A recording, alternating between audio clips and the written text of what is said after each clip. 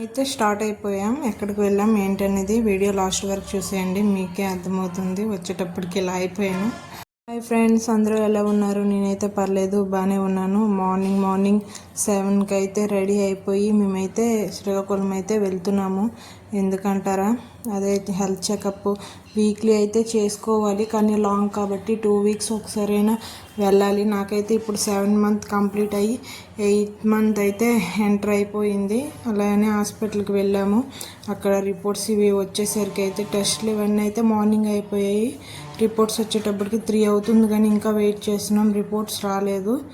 Evening 4:30కి అయితే reports వచ్చాయి. మేడంకి చూపించి అయితే మేమైతే మళ్ళీ రిటర్న్ అయిపోతున్నాము.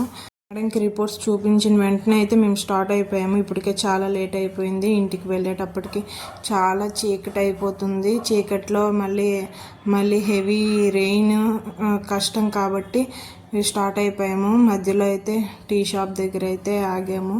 కంటిన్యూ జర్నీ అయినా నాకు అస్సలు పడదు. వామిటింగ్స్ ఇవి చాలా ఎక్కువగా అవుతాయి.